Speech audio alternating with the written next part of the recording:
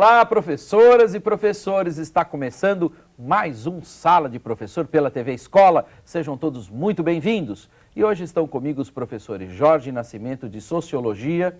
Tudo bem, Jorge? Tudo bom, vamos. Seja muito bem-vindo ao nosso programa. Obrigado. O professor Luiz Caldeira, de Biologia. Tudo bem, Luiz? Tudo jóia, Valmir. Seja bem-vindo ao Sala de Professor. Obrigado. E também o professor Marcos Guedes, de Química. Tudo bom, Marcos? Tudo bem, Valmir. Seja muito bem-vindo. Obrigado. Vou falar uma palavra que vai gerar arrepio em muita gente. Quer apostar? Benzetacil. Quem é que não tomou uma picada de benzetacil aqui? Luiz, você Dói. que é professor de biologia. Dói, já tomei. Pois é. A benzetacil é um antibiótico à base de penicilina, o grande antibiótico que revolucionou a medicina no século XX. Por muitos anos, a penicilina e outros antibióticos nos salvaram de infecções que matavam pessoas em todo o mundo. Mas agora, devido ao uso indiscriminado desses medicamentos, os micróbios estão cada vez mais fortes e mais resistentes. O que vai acontecer se esses medicamentos perderem a guerra contra as bactérias? Esse é o assunto do documentário A Luta contra os Micróbios, a história dos antibióticos, episódio da série Avisos da Natureza, lições não aprendidas. Bom, como é que a gente fala, o que a gente fala para o professor de Sociologia para ele gravar esse material, hein, Jorge? Ele deve gravar porque, para ele, é uma experiência interessante perceber como uma série de fatores de ordem social contribuem para o desenvolvimento de um problema que parece só das ciências naturais, da biologia, da biomedicina, da química e por aí afora. Beleza.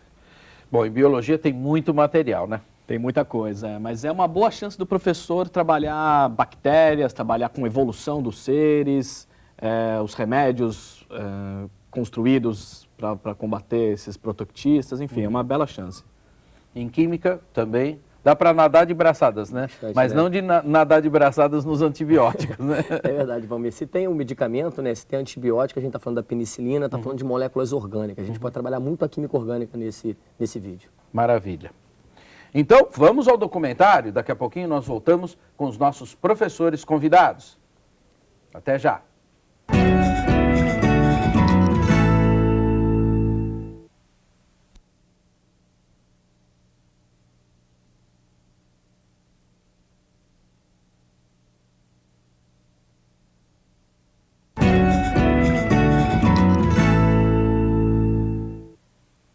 O documentário ele é muito social. Eu acho que ele vai mais para as ciências sociais, está falando isso que ele lá fora. Vai mais para as ciências sociais realmente do que para a biologia ou para a química. A minha ideia qual foi? Que eu mandei aqui, que eu coloquei aqui, que é muito importante junto com a biologia, a tal da estereoquímica. É difícil para você trabalhar assim, mas também é uma coisa que a pessoa não acha num documentário para trabalhar. Acho que o mais importante da química é mostrar que aquela molécula não é plana. O que mais me chamou a atenção, assim, com os olhos da biologia, o aparecimento da penicilina, o desenvolvimento dessa pesquisa, o uso indiscriminado dela, foi o que mais me chamou a atenção no documentário, que acho que é uma coisa que o professor de biologia vai poder aproveitar bastante. Qual seria, dentre todos os aspectos da questão, aquele mais viável? Na minha cabeça, é a questão da automedicação, porque isso é um troço que o cara pode mudar na sua vida do dia a dia. O programa Sala de Professor está de volta. Vocês assistiram ao documentário Luta contra os Micróbios, a história dos antibióticos. Um material muito interessante que pode gerar muitas discussões. Já gerou entre os nossos professores. Vocês viram um trecho da reunião de trabalho deles. Antes de sentar aqui e falar a proposta de atividade interdisciplinar, eles têm que discutir muito. Começam a errar, começam de novo. É assim mesmo, viu? A proposta é fruto de muita dedicação. Depois do intervalo, a gente volta para conferir o resultado. Até já!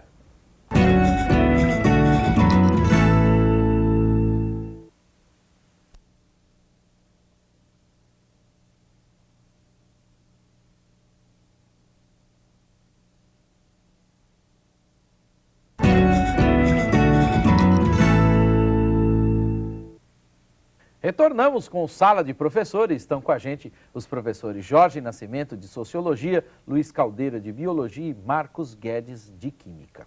Mas nós vamos começar mesmo com a sociologia, trazendo, aliás, uma questão muito interessante de diálogo entre as ciências naturais e as ciências sociais, né, Jorge? Nesse diálogo, as ciências sociais podem contribuir para que as ciências naturais percebam, no caso do combate a esses micróbios que se tornaram resistentes a essas novas gerações de bactérias, que a solução do problema não é uma solução que dependa só da perícia do cientista no laboratório, não é uma solução só técnica, porque uma série de fatores estão presentes, como, por exemplo, a atuação da indústria farmacêutica, o estímulo que ela dá a que o médico medique o paciente, a necessidade do próprio paciente de ser medicado, já como parte de uma cultura, a automedicação, as políticas públicas ligadas à saúde e por aí afora. Então, as ciências sociais têm uma certa prática de lidar com contextos desse tipo, em que uma série de posições divergentes estão definindo determinados contextos sociais. É o caso da criminalidade, é o caso do uso de drogas, é o caso das relações entre os gêneros, né?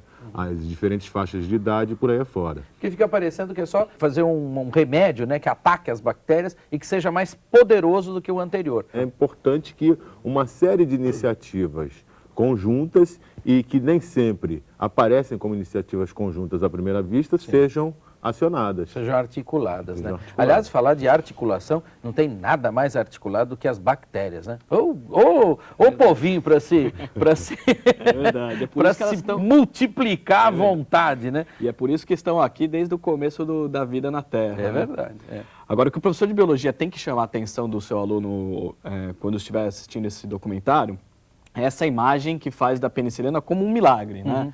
Mostra o contexto em que ela apareceu ali na Segunda Guerra, tal, como algo que fosse resolver todos os problemas do mundo, né?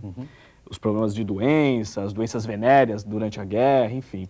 Agora, também é uma boa oportunidade para o professor resgatar ou apresentar para os alunos as características desse grupo de organismos, né? São os protoctistas que compõem as bactérias, né?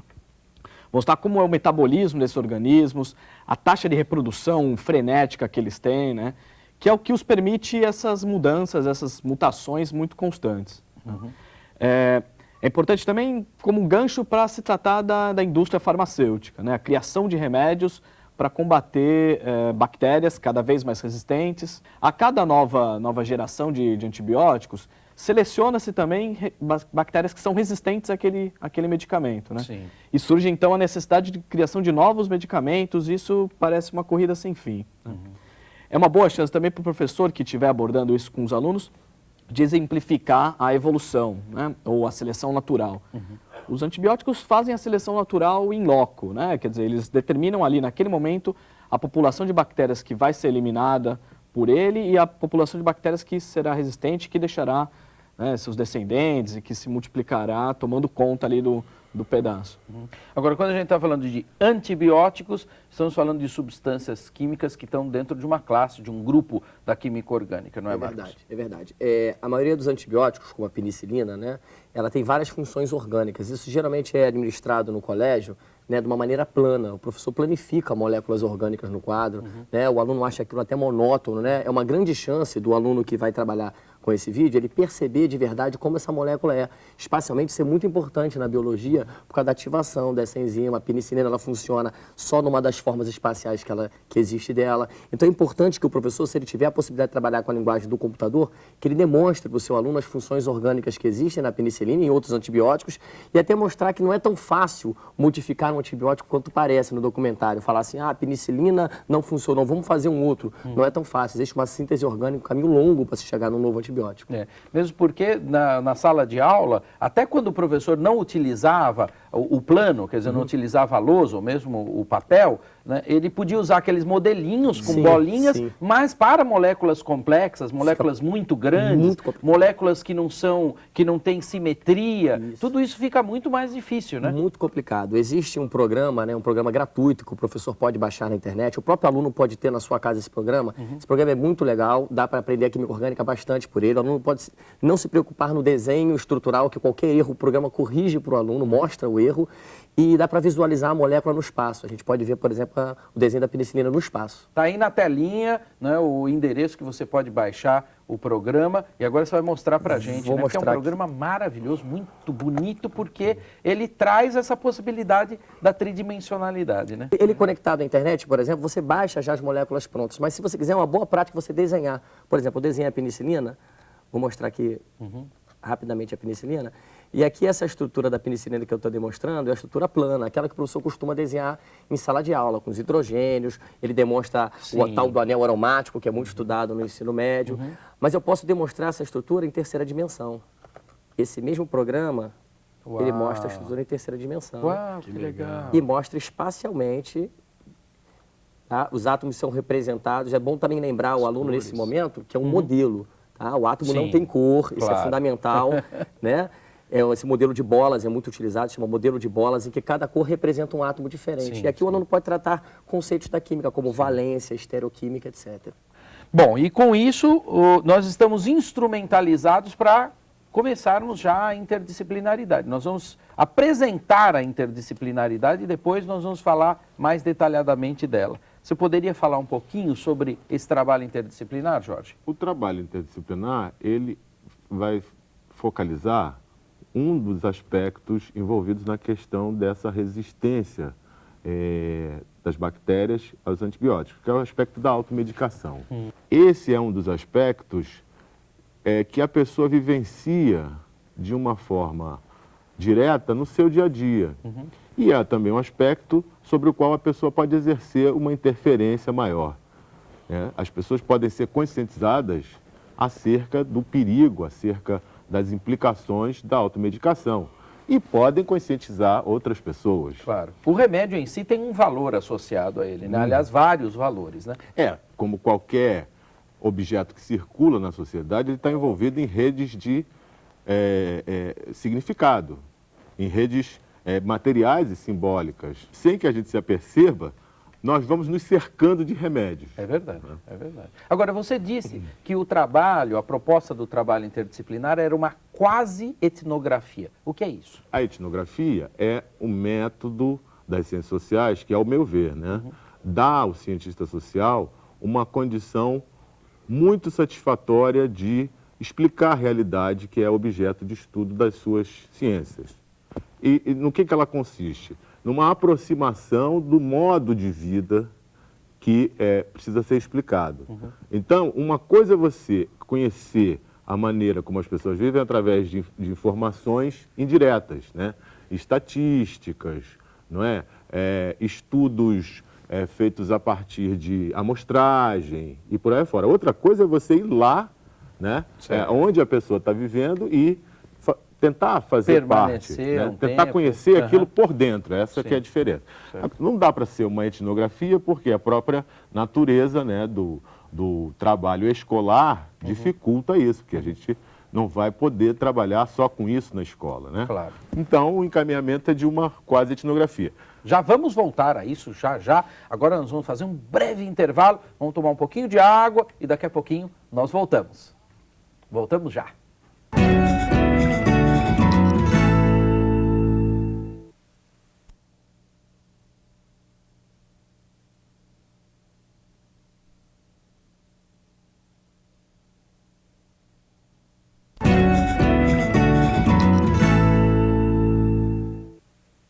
O programa Sala de Professor está de volta. Hoje o trabalho dos nossos professores convidados é com o documentário A Luta contra os Micróbios da série Avisos da Natureza, Lições Não Aprendidas. E o trabalho segue com a sociologia, que está abrindo a interdisciplinaridade também. Hoje, aliás, a sociologia abriu tudo, abriu o programa e abriu também a interdisciplinaridade. Agora não é por menos, né, Jorge? A nossa proposta é trabalhar, então, com os remédios. Trabalhar com os remédios apontando para os perigos da automedicação. Então,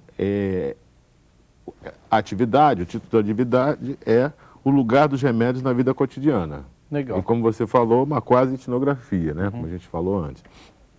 Então, essa atividade deve se desenvolver a partir de grupos, né? Formados por 5 a 6 alunos, né? Desses 5 a 6 alunos, 1 ou 2 serão escolhidos para serem o que a gente vai chamar de informantes. Ou seja, esses alunos vão ter a tarefa de, nas suas moradias, reunirem todos os remédios que houver lá. Tá?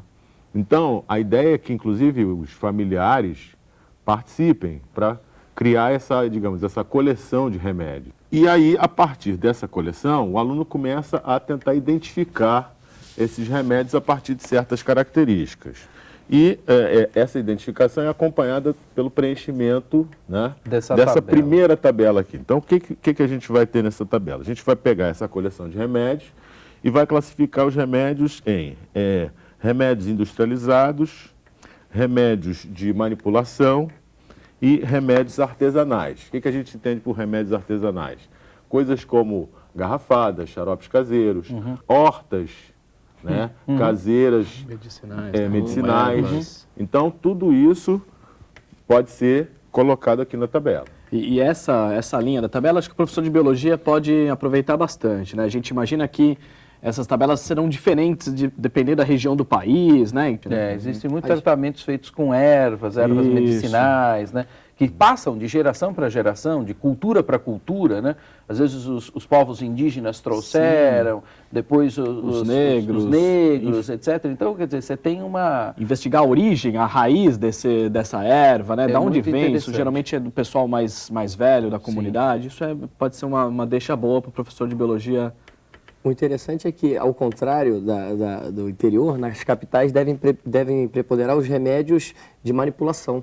Né? E ali o aluno tem que tomar muito cuidado, porque o nome do remédio de manipulação é o princípio ativo. Então ele vai ficar preocupado, aí o professor de química pode até auxiliar, porque as palavras, né, o princípio ativo, o nome da substância, às vezes é complicado, o aluno não sabe como interpretar aquilo. Então ali o professor de química pode auxiliar, um nome complexo, que é um nome químico mesmo da substância. Aliás, entre os nomes químicos, quando a gente está falando dos próprios, das medicações, dos antibióticos, né, eles estão dentro de uma classe química já, né, da química orgânica. A principal são os compostos nitrogenados, né, entre eles aminas e amidas, né. Todos os antibióticos pertencem a uma dessas duas funções, aminas ou amidas. É uma classe muito importante. Até a terminação usual de penicilina, amoxicilina, cefalosporina lembra isso. Tá certo. Bom, vamos continuar. Bom, na sequência, essa tabela inicial, ela é feita pelos informantes, com o máximo de cuidado, capricho, porque isso vai ser levado depois para a discussão com o grupo, em sala de aula.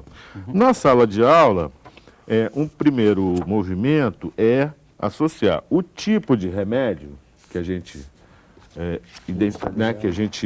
que foi alvo da tabela anterior, com o acesso da pessoa a ele. Então, nós vamos ter aqui, 3 possibilidades de acesso, né? Indicação médica, recomendação de terceiro. Por terceiro, a gente vai entender, né? O vendedor da farmácia, né?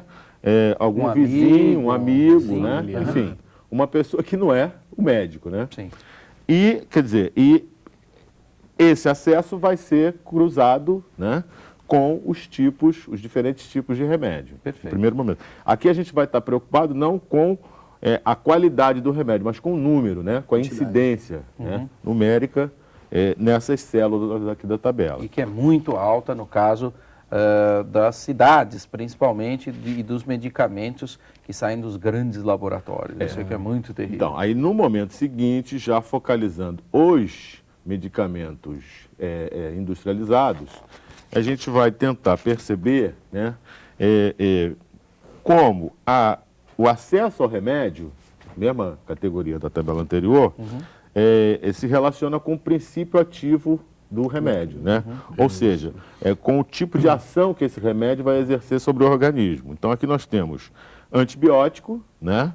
Os tipos de remédio que estão em questão. Antibiótico, antitérmico, anti-inflamatório, analgésico, né? E são esses tipos aqui. Isso, a gente vai focar nos industrializados, porque são eles que têm as bulas, que contêm todas essas informações, né? Então, uma das sugestões é que o aluno, sempre que possível, traga essas bulas, nunca os remédios, né, nunca os comprimidos, os xaropes, mas sempre as bulas para a escola para se trabalhar isso. Existe uma nova legislação referente às bulas, que não é tão nova assim, mas que determina que elas sejam mais palatáveis ao consumidor, a qualquer pessoa que não seja da área compreensíveis, compreensíveis. né? Letras maiores, inclusive. Isso, letras maiores, um parágrafo elucidativo mais no começo da bula para dizer para que serve aquele remédio, enfim. O trabalho focado em cima das bulas pode ser bem interessante. E mesmo aqueles que não têm a bula, o site da Agência Nacional de Vigilância Sanitária, da Anvisa, tem um bulário, né? O bulário é uma coleção de bulas à disposição de quem tiver acesso à internet, qualquer farmácia também costuma ter esse material e pode ser uma referência interessante para a sala de aula. Está aí na tela também o site da Anvisa, né, sobre as bulas, né? Bom, então, essas tabelas, elas vão ter um momento de totalização para todos os grupos da turma e até mesmo para todas as turmas da escola envolvidas no projeto. E, a partir disso, a gente espera que se evidencie, né, a questão da presença, né, da constância do uso de antibióticos e também, né, a questão de como esse acesso ao remédio por iniciativa própria, né, ou por uma indicação que não é especializada, também se verifica com frequência no cotidiano das pessoas. Claro. Bom, e o trabalho continua agora se ampliando para toda a escola num grande debate. Exato, um fórum. A ideia é promover um fórum. Para esse fórum serão convidadas pessoas da comunidade. Ele deve contar com a presença de pelo menos um profissional da área de saúde e também de uma ou mais pessoas que usem remédios com receita para uso contínuo, né? Que usem remédios de uso contínuo, né? Porque certamente essas pessoas, né, são aquelas que têm o remédio como um fator mais importante na sua vida do dia a dia. Perfeito. Bom, vamos então às etapas do nosso trabalho interdisciplinar de hoje. Primeiro vamos dividir os alunos em grupos. Claro, há todo um trabalho de preparação que é feito anteriormente, os professores mostraram aqui em cada uma das disciplinas, não existe interdisciplinaridade sem as disciplinas. Bom, primeira etapa, dividir os alunos em grupos. Depois, desses alunos, alguns serão escolhidos como informantes. Dentro da casa deles, eles vão pegar todos os remédios. Isso tem que usar a família toda, né? Pai, mãe, avô, avó, colocar todos os remédios, selecionar os remédios, aí entra a primeira tabela, mostrando quais são os remédios, quais são as características, a tabela já foi explicada. Em seguida vem uma segunda tabela, também com indicações se é do médico, se são dos amigos, etc. Essas são as mais perigosas e as mais frequentes. E depois uma terceira tabela ainda, que também está trabalhando algumas classes de medicamentos. Bom, o feito preenchimento da tabela e a discussão dentro da sala de aula, ela se amplia para a escola na forma de um fórum, discutindo todas essas questões com profissionais da área médica que possam ir até a escola. É a escola chegando até a comunidade, trazendo a comunidade para dentro dela e também ampliando essa discussão com pessoas que utilizam corretamente ou não esses medicamentos e fazendo uma reflexão sobre o uso dos medicamentos e os seres humanos. Quero agradecer muito a presença de vocês, trabalho maravilhoso. E não esqueça que a TV Escola tem um horário dedicado aos programas mais pedidos da programação. Escreva pra gente, peça o seu programa favorito, que nós reprisamos para vocês. O endereço eletrônico é tvescola@mec.gov.br. E para comentários e sugestões sobre o nosso programa, mande a sua mensagem para a Sala de Professor, tudo junto com letra minúscula, @mec.gov.br. Escreva, nós queremos saber a sua opinião sobre o nosso trabalho. Bom, a gente vai ficando por aqui, obrigado pela sua companhia, bom trabalho, tenho certeza que vocês vão fazer esse trabalho sobre os remédios aí na sua escola, vai ser lindo. Nos vemos no próximo programa, até lá, tchau, tchau.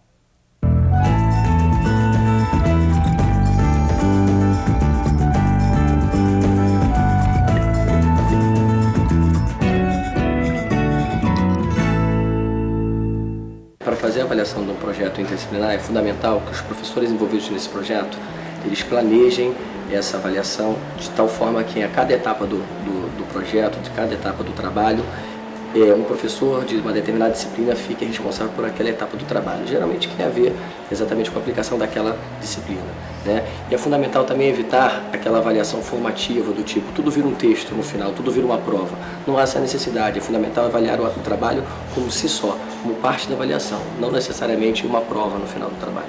Nesse exercício, o que ocorre é um resgate de um contato com a realidade, que é um contato direto, porque na verdade a realidade não é disciplinar, a realidade é interdisciplinar.